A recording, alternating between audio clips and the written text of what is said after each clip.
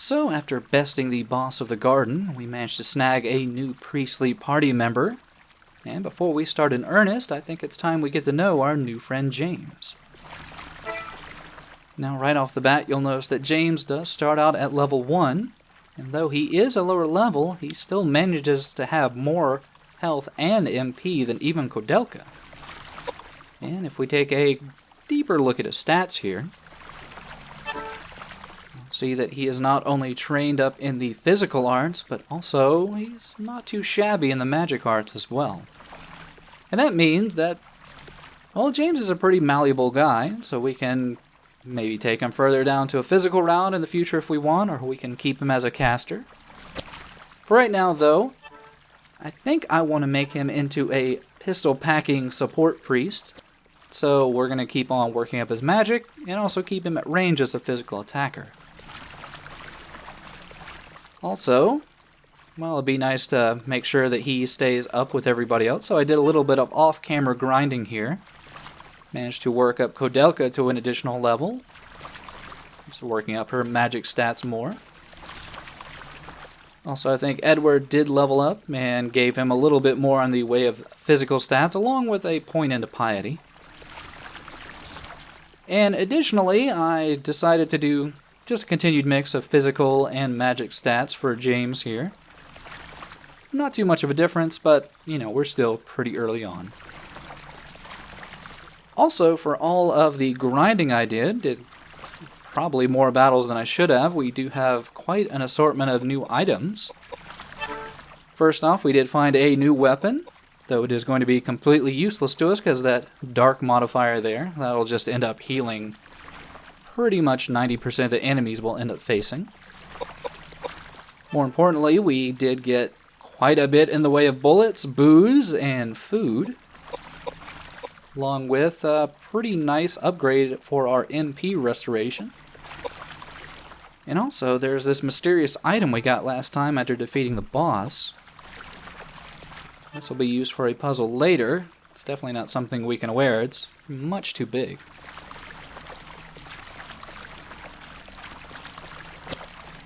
But with all that out of the way, I think it's now time we continue our exploration. Though I do want to make a little bit of an amendment to something I said last time. I made, I guess, a little bit of error regarding the piety stat. What the piety stat will do is it will up your magic defense, but it also lowers the amount you end up being healed. So, as opposed to the vitality stat, which has no real negative, the piety stat, if you bump it way too high up, you're really going to end up losing out on a bit of healing, or quite a bit of healing, depending on how much you bump it up.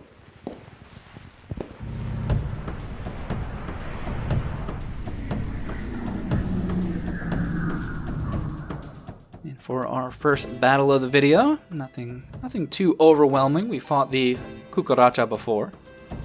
Really, the only reason I left this particular battle in is because we have not seen that very large tick in the background just yet. Just something to keep in mind at this point is that, at least for right now, the leveling is going to be pretty quick, and it's going to be pretty obvious when you become a bit too over-leveled for an area. At this point, even at, level 3 or 4, that is almost a bit too over-leveled. So, until we get out of this little area, none of the enemies are really going to pose that much of a threat. Outside of, I'd say maybe 1 or 2, and they are pretty rare.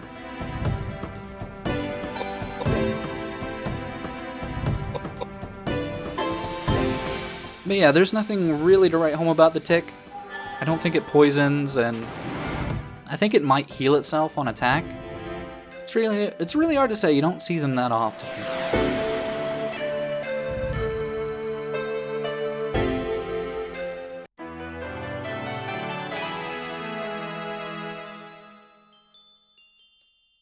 But yeah, for right now, we still don't have an exact direction of where to go. I could still refer to the map if people really wanted to. It's not entirely necessary. Things are still pretty straightforward. I think I'd say for most of Disc 1, it's still very much a tutorial. It's still very much getting your feet wet, getting down the mechanics. So it may be off-puttingly easy right now, but it will get pretty difficult later. But outside of this other door attached to the kitchen here, we find what appears to be maybe a cleaning area, though it seems to be in a state of disrepair. And there's nothing much out here. Just a very easily missed item here.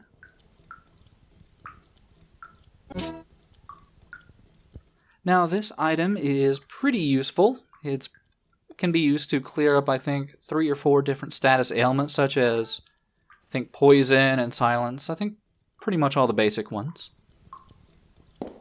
Outside of that, though, the only point of interest left outside this area is this weird well here. Instead of drawing water from the bottom, it just seems to lead into another area of the monastery. And that is actually where we are going to be heading next, though to get down there, we're actually going to have to head up first.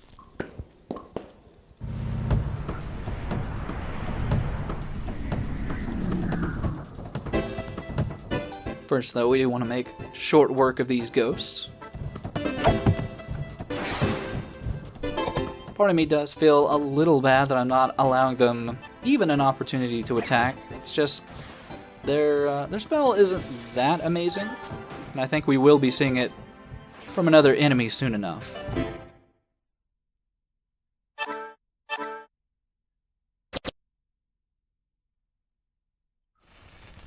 Yeah, where we want to head next will be back up the set of stairs we passed through earlier.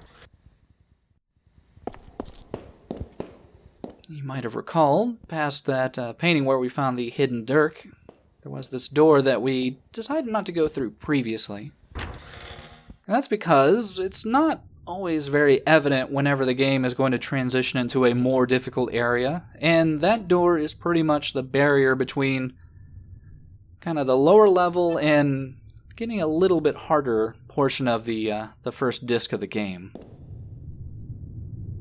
I mean, on the surface, it seems pretty calm.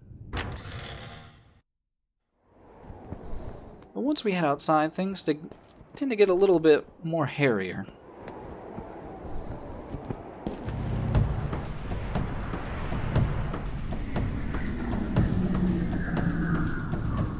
Say hello to one of the more difficult enemies, at least for the starting area here.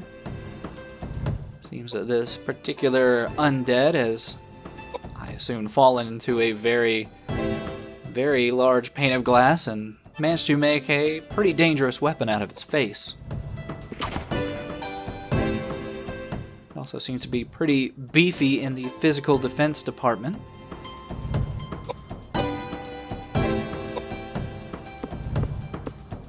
And while Koudelka really isn't in any danger, I don't think her current attack spells are going to be of any use, so I decided to just have her top herself off while the men do the physical labor.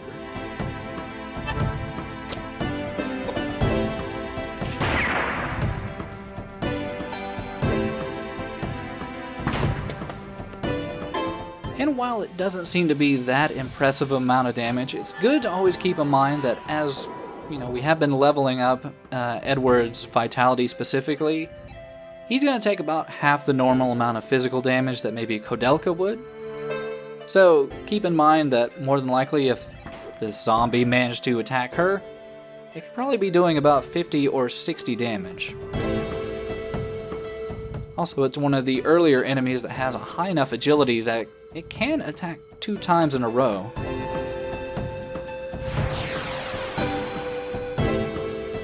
But much like quite a few enemies, by itself it's not that much of a danger, and we managed to get lucky here and find a new type of weapon. Now, it's kind of been covered previously, but there are really 3 major groups of weapons in the game. There are the melee, kind of short-range weapons, like your swords, your fists.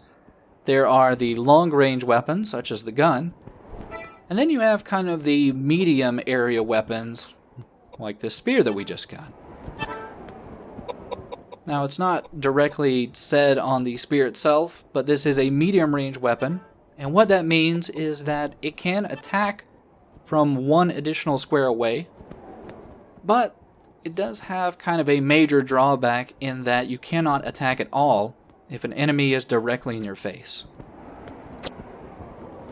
So if somehow you've managed to be pushed back all the way to the far end of the arena and you have your back against the wall, well, if an enemy is right in your face, you're not going to be able to attack with a medium-range weapon. Also, the spear is not a great weapon, but I still want to show off at least a little bit what the medium-range weapons can do. We will be getting more in the future, so don't worry about seeing that. For now, though, now we got those hidden away pistol rounds, we can leave this disheveled farm area here.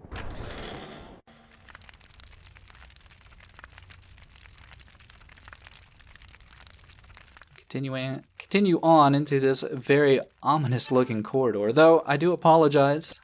Do sometimes get buttons mixed up.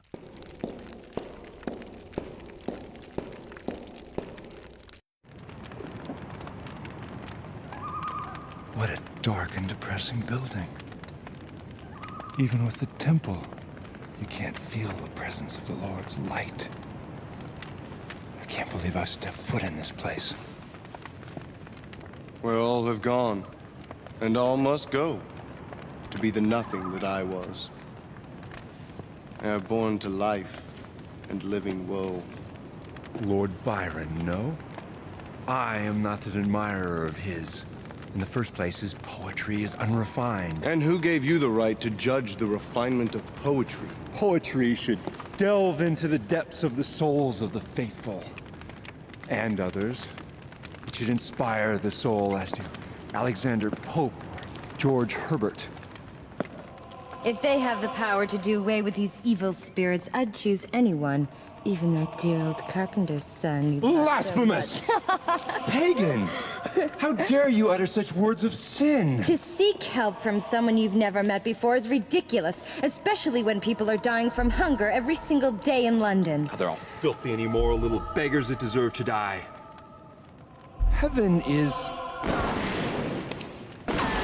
That doesn't sound like a demonic spirit to me. The noise is coming from that building over there. The poison didn't kill us, so now they're taking the fast and easy way now. Don't be ridiculous!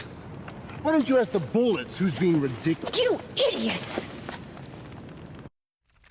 Man, James is really not painting a positive picture of himself, or even the church for that matter.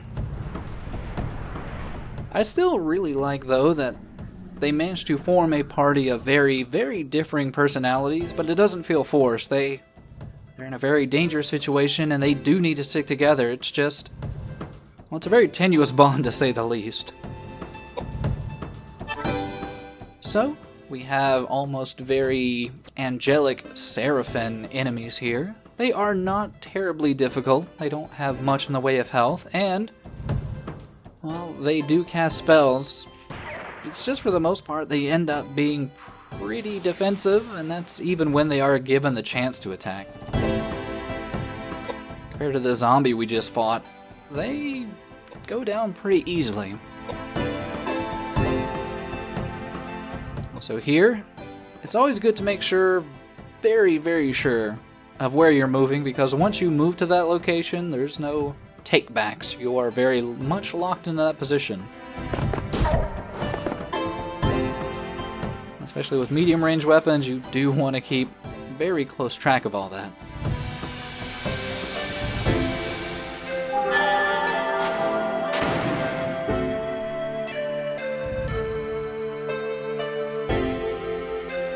But yeah, I guess the larger question now is who just shot at us? I mean, Edward immediately jumped to the possibility that was the elderly couple that had already previously poisoned us. And it was true that the husband did have bullets laying around. It's just, I mean, they were pistol bullets. And this was something that was, I assume, shooting at us from a very long distance. Also, I think even at this point, we still have the element of surprise in that they think we're dead. So it really would make sense that it would be the elderly couple, trying to snipe at us immediately after They thought we were dead.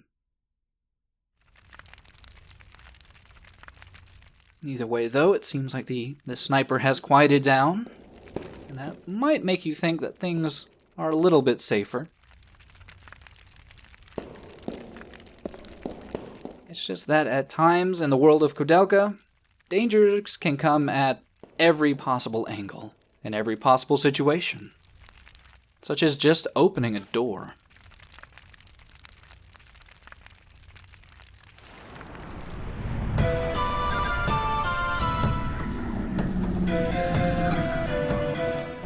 Say hello to our, I suppose, second real boss fight of the game. And something that makes that plant boss seem like an utter cakewalk by comparison. Yeah, this fight is really our first opportunity to really come to grips with the, I guess, elemental strengths and weaknesses that the game does present. As you might be able to guess from the, I guess, centralized jewels on these floating idols here, each one kind of dictates what element the idol is supposed to be. So red is going to be fire, blue is going to be water, and green, you might think is earth, but in actuality is wind. So I'm going to go ahead and charge up our freshly received geyser to use against our fire enemy. I'm also going to fire off the pistol here, just to give you the idea, or to give you the knowledge that, well, you really don't want to physically attack the red one. It has amazingly high physical defense. And considering we do have, I think, a couple of water weapons, I'm going to go ahead and switch out our spear for something hopefully a little bit more useful here. Is we aren't going to be able to make our way all the way up to that fire enemy, and what's worse, he manages to make a little defensive maneuver and head all the way into the back. And something I haven't really covered before is that there's no real way to flank enemies in this game. Pretty much your most forward-facing character and the enemy's most forward character is going to be kind of the front line. And there's no way for either one of those to pass over the other. So right now, there is absolutely no way for any of our characters to physically, melee attack that fire enemy all the way in the back row. So even though we did manage to get off a few attacks, we are now going to have to switch our focus to the ones closer to us.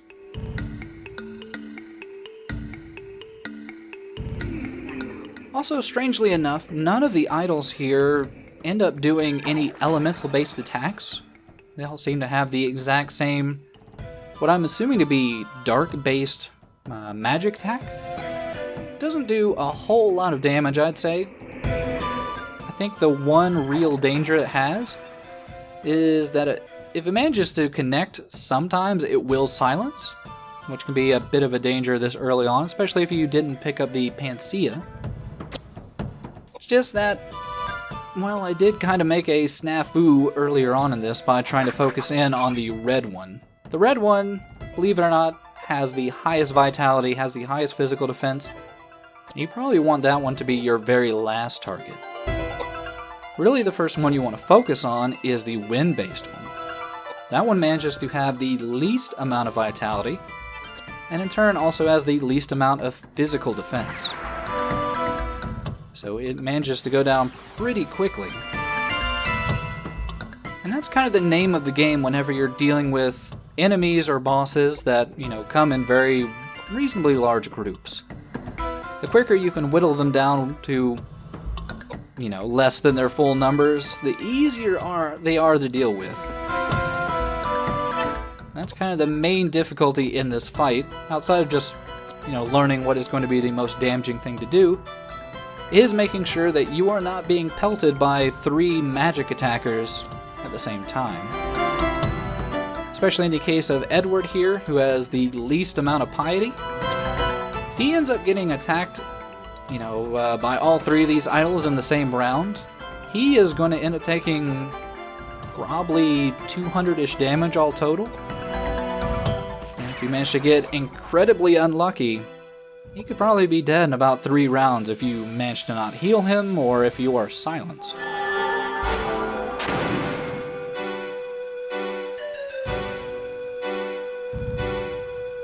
The good thing is that as we have been leveling up Koudelka's intelligence and mind, she is doing quite a bit of damage.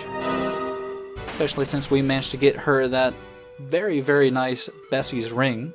She is doing very splendid in the whole magic department.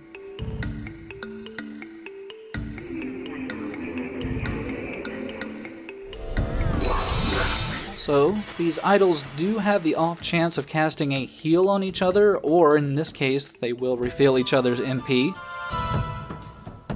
It's a bit of a wasted effort, especially since the water-based idol decided to move himself backwards. That allows us to press forward. That means, well, we can easily finish off the blue idol, but we can also start to move Edward forward, so he can start pelting the final red idol with his elemental weakness.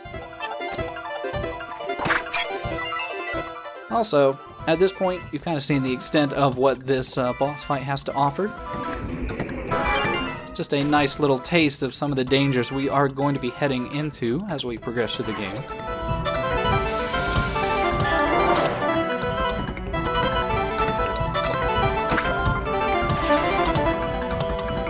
But for our hard-earned victory, our priest has leveled up, and I am going to pump up a little bit of his physical abilities. He is doing pretty well with his gun.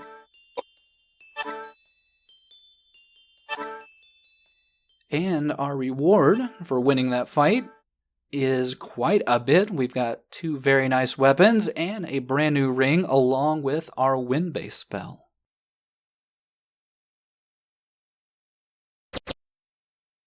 Now, before we continue on to see what lies behind this door that the boss encounter was guarding, we might as well go ahead and take a quick look at some of these spoils of war we just got.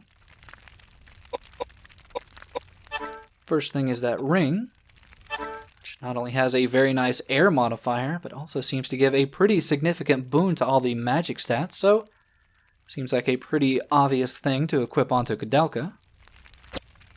And we also did pick up 2 brand new weapons, both pretty good in their own regard. One is more agility based, the other is more strength based.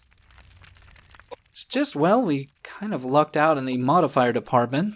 As I mentioned before, the dark modifier is probably going to heal most enemies right now, and the mystic modifier is not going to do any damage outside of attacking an enemy's MP pool, so I guess we're just going to have to stick with the old earth knife for right now. It's been pretty good to Edward. And now that we are all set, let's go ahead and check out our brand new area.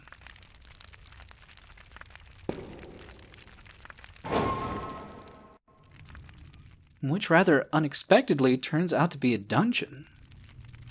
Now, normally I don't even really associate monasteries with having dungeons. I suppose this could have been something that the aristocrat could have added in. It seems more reasonable. It's just before we go ahead and stumble our way down that corridor, we might as well go ahead and check behind this door here. Because if that last boss fight taught us anything, it's usually good not to just stumble about all willy-nilly if we can help it. Good thing is we didn't stumble into yet another boss encounter instead. We just have to deal with more of the legions of the undead.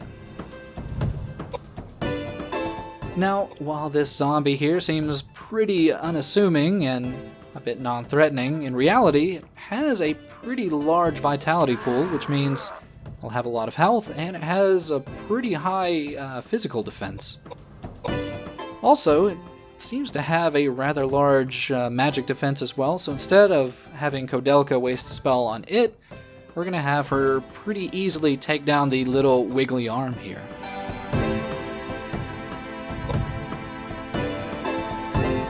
Also, another word to the wise, after you've gone through a pretty long boss fight and you didn't refill your bullets, you probably should have. Because for right now, we're going to have to waste a turn of James to refill the gun. That will allow us to see the rather underwhelming attack of the arm. At most, it will maybe poison one of our party if it manages to actually connect. It's just, yeah, for the most part, really not that much of a danger.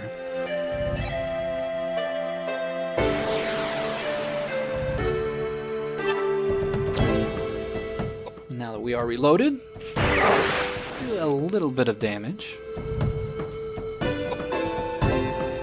We can finally see the awe-inspiring attack of the zombie here. Nice beefy sound effect with that. And it also does cause a little bit of poison, which ends up almost doubling the amount of damage that Edward just took.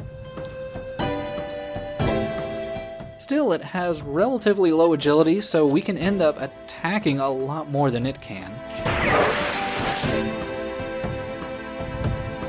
Which pretty much spells out the zombie's doom.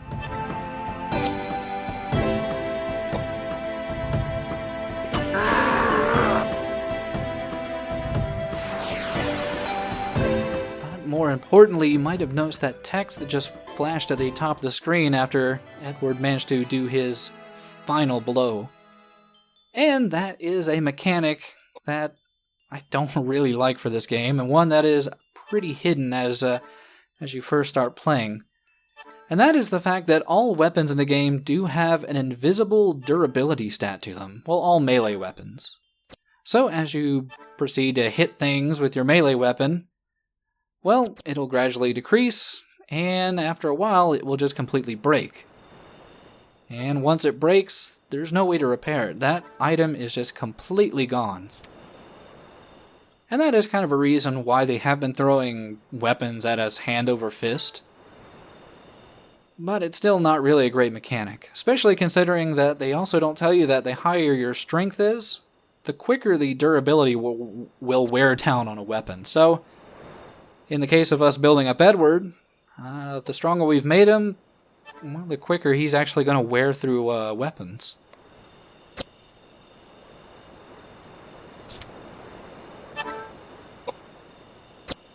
Still, I think we are doing pretty good weapon-wise. And even though we did manage to run out of MP there for Koudelka, we got a nice refill from the level up, so that's good. What's not so great, though, is that, yeah, this is starting to seem less like a dungeon and more of a place to just dump bodies. Amongst all the corpses here, we also find this locked chest. And as of right now, we do not know the combination, so we're just going to have to remember this for later.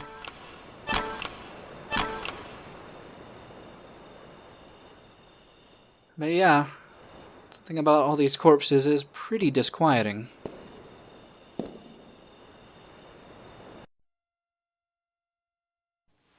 My goodness. This building is full of dead bodies and skeletons. It's full of ghosts and spirits. Oh, I can feel them. Oh, my head hurts. I got a bad feeling about this. Horrible. Dear Lord, please save these lost souls. This must have happened a long time ago. Oh, and the power is so strong. If I can channel some of these spirits, maybe I can find out what happened here. Channel the spirit? Shame on you. You two should be praying for their souls. The spirits floating in this room. I can let them possess my body so they can talk. Oh, the reason I came here is I heard the cry of one particular female voice. She was... I will not stand for this.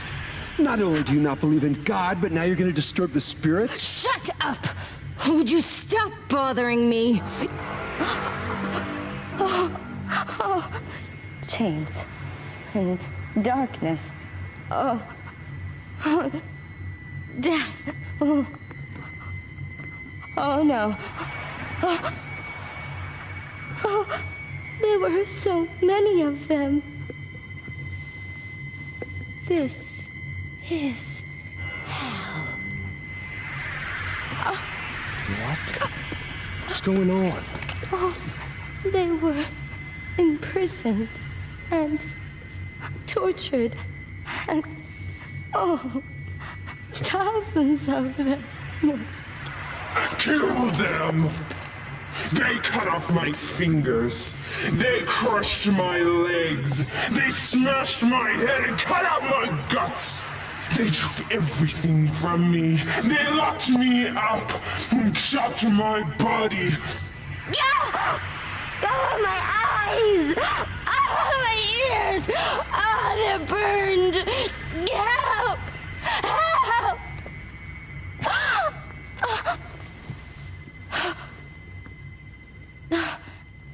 How horrible. This place used to be a prison. For hundreds of years, kept in secret. Whoever went against the authorities or misconducted themselves in any way were locked up here and killed. No! Don't touch me! You piss off! Go to hell!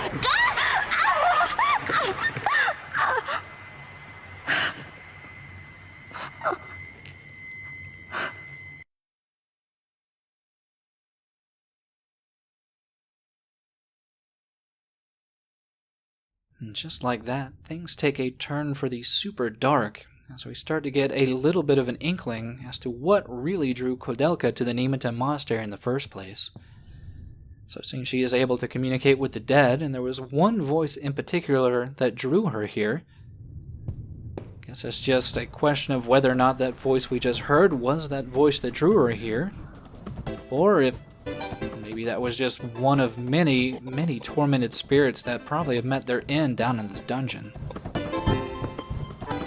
If anything, though, it does kind of make more sense now why the elderly couple maybe didn't want people snooping around here, and that not only there might have been something super dark going on in the past in this monastery, even worse, there might still be something super, super grim going on right now.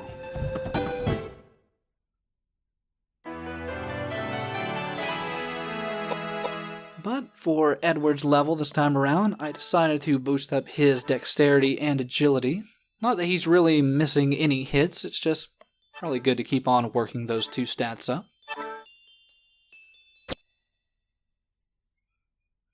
And before we leave this very odd room of the dungeon, there is one item we need to make sure and pick up, though it is hidden away. Just need to check this closet first.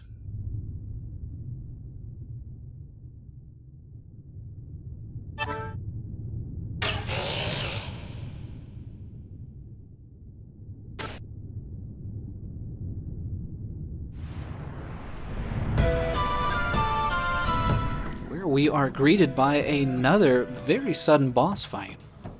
Say hello to the Mummy Bride. Now, the Mummy Bride is, I think, more than likely the voice that was possessing Koudelka just a second ago. Because considering we found it strung up in a wedding dress in a closet, kind of get the feeling it didn't die in a normal, I guess, untormented way. Now, something I haven't really pointed out before is that the living dead aren't really susceptible to the normal offensive spells, and instead, in kind of classic RPG fashion, they are pretty susceptible to being damaged by healing spells. Now, it's probably not immediately evident if you haven't played, I don't know, any RPG before, but it's especially useful in this boss fight because even though the Mummy Bride is particularly slow, like most undead, she does have quite a bit of health, and she can do quite a bit of damage, especially if somehow or another she does manage to reach either James or Koudelka. She can hit them for upwards of over 200 damage.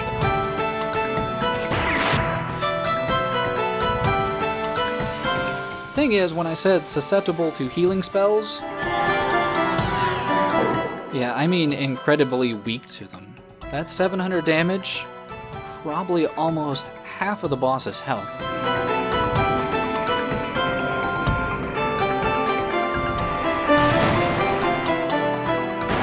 Also, outside of the physical attacks she can also do a very weird garbage throw spell. And while it didn't do much damage to Koudelka, if it hit Edward, it would actually do quite a bit. It's just, well, she went for the wrong target.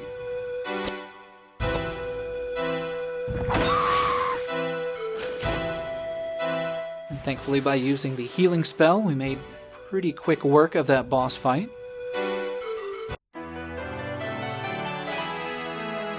And it gave us quite a bit of experience.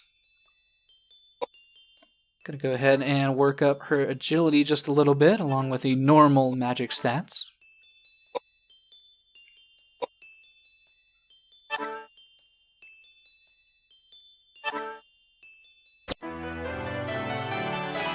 And we're gonna keep on bumping up Edward into a physical powerhouse.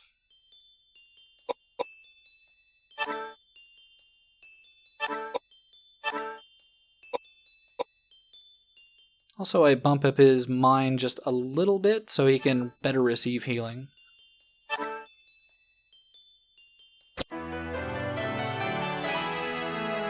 And for James, we're still going to kind of do half physical, half MP boosts. And he actually got so much experience from that fight, he is actually relatively close to reaching level 6. And even better, we get yet another ring, and we get the final element to round out all of our offensive spells. Before we check that out, though, there is actually something we want to get in the closet. It wasn't just a boss fight.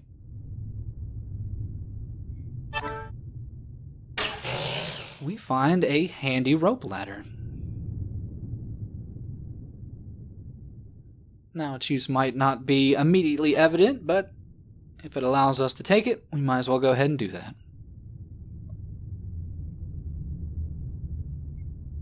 Yeah, first things first, go ahead and take a quick look at that brand new ring we got. Now, relatively speaking, it's pretty much on par with Bessie's ring, and I guess if you didn't get Bessie's ring, it could be a pretty good upgrade for Koudelka, or your primary caster. For right now, though, we're just going to go ahead and stick it onto James here. Give him a little bit more in the way of magic. Though, yeah, I admit we haven't really been using him for any kind of magic for right now. And outside of that, we really don't need anything else in this room. It's just still a bit confused by that decor. It seems like that room was specifically meant for a lady. This dungeon overall is, I don't know, just seems really out of place.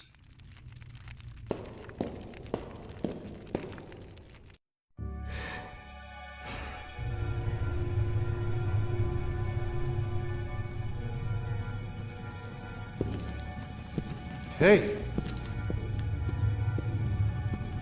Hey! Wait a minute! Hey!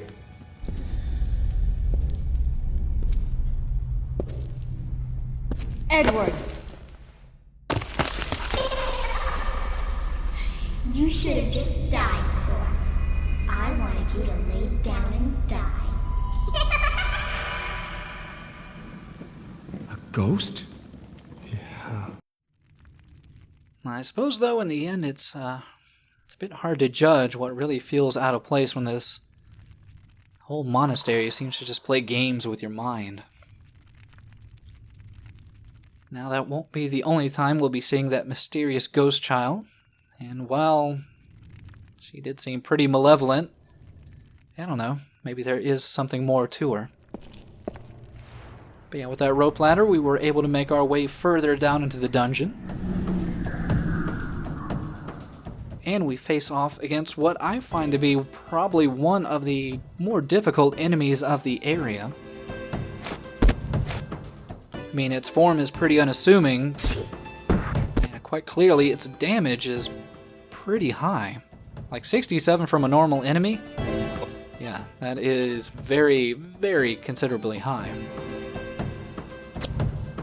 Still, though, while this thing does pump out quite a bit of damage, it doesn't really have much in the way of vitality or defense, so you can end up doing quite a bit of damage to it back.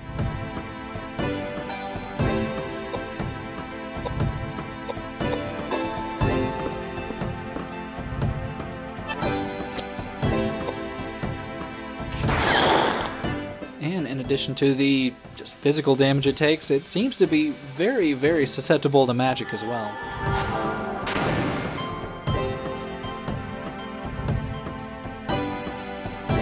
So it's almost like a physical glass cannon.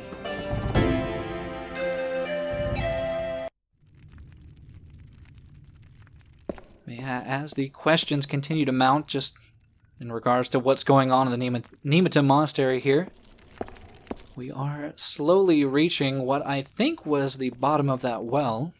At least I assume that's why we've been heading down, down, down, ever so forward. And we are running out of places to go, though you do want to make sure and check this dead end, because hidden on this corpse here, you can find a couple of useful items. Especially the dried food. The dried food heals, I think, for 350 damage, so it's pretty useful to get. Outside of that, though, well, we don't really have anywhere else to go except that one final door, so we do want to go ahead and refill on our bullets. Don't want to get caught with our pants down again.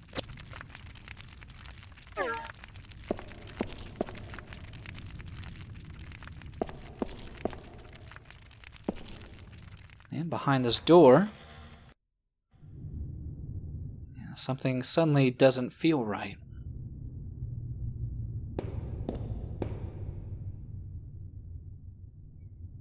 And amongst this very macabre scene, we run into possibly the most dangerous encounter in all of the first disc. That's right, it is a fight against our evil clone mirror reflections. Now, while we've already had a boss fight that has dealt with multiple targets, this fight in comparison to that idol fight from before is fairly different. Mostly because it does do a combination of both physical and magic attackers. So the clone of Edward there, if it does manage to get a hold of either Koudelka or James, does a very, very large amount, and he attacks pretty fast. In addition to that, both the clone of James and Koudelka will cast pretty high-level spells, and as of right now, if they do happen to try to target Edward, they will do probably more damage than we have seen so far. Now, the thing is that they aren't really susceptible to any particular elemental, so you can pretty much cast whatever you want to here.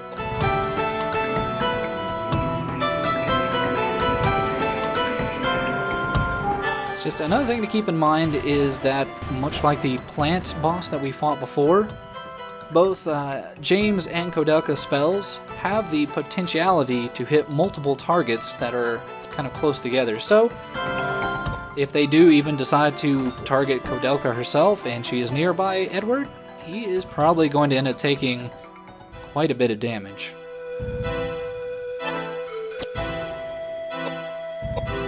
If anything, outside of the just normal do damage type of strategy, the other thing to really keep in mind here is an order of how they are taken down, and also to continue focus fire.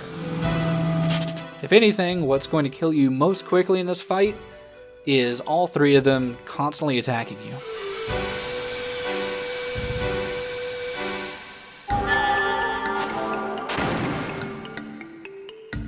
Good thing is, since we did manage to focus fire, both teams have taken down each one's Edward. Thing is that we are lucky enough to be able to revive our party members. I haven't really shown it off just yet, but one unique item we've been getting so far is the whiskey. And I guess it is definitely a pick-me-up for you and me, because it will bring our party member back from the dead, though with a very, very small amount of life.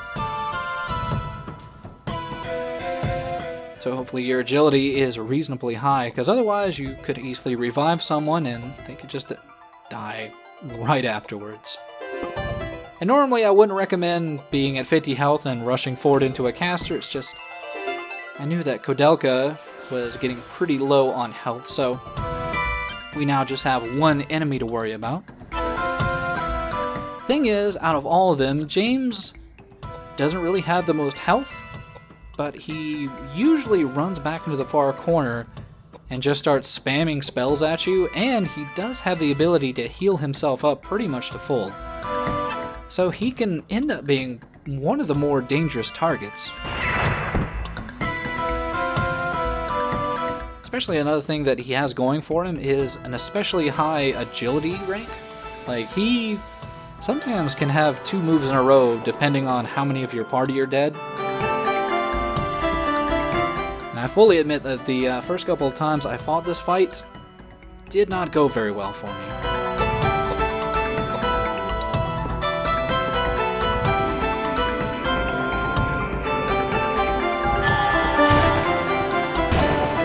But by this point, as he is the sole source of damage now, and we are slowly but surely trapping him, the rest of this fight should go fairly smoothly, I'd say.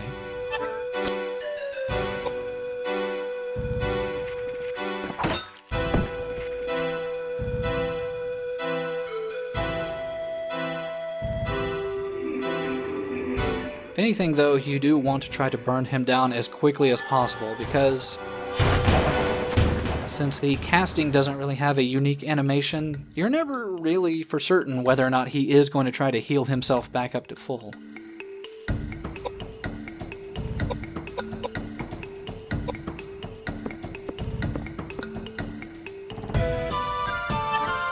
So, after James takes his turn, doing a marginal amount of damage, I probably do want to go ahead and have Koudelka nuke this guy from orbit. Not really sure how much health he has, but it never hurts to do a little bit of overkill, I suppose.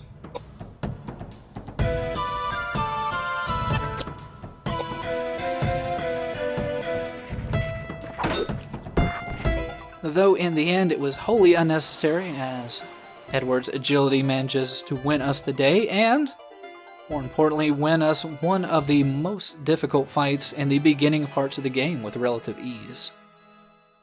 Yeah, I consider it a pretty large victory that only Edward died there only once. Definitely can go south pretty quickly. And speaking of dying, outside of the items we got, including another mysterious new item, we also got the revive spell, so we won't really need to be relying on whiskey in the future.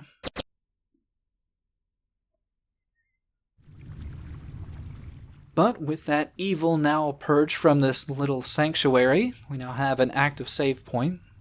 Though before we investigate that and the stained glass there is an item here on the ground.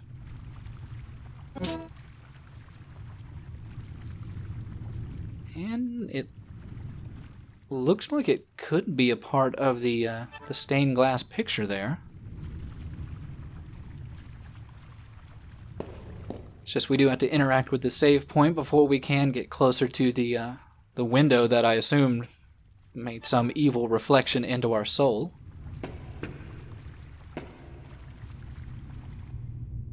And upon closer examination, we see a martyr with what appears to be a bird on its shoulder.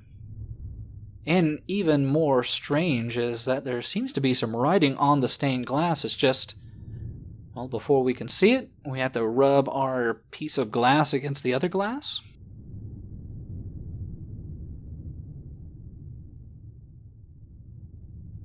And we see what appears to be a set of Greek numerals. And the game is nice enough to remind us about that locked chest we found in the previous room. So, we are going to be looking at that, though I'm going to hold that off for a bonus video because it is just a little bit of backstory for the overall game. For now, though, after all of the trials and tribulations we have gone through, and now since we do have a save point, I think this is a good place to stop and say that hopefully you'll join me next time as we continue on through this macabre RPG adventure. See you then.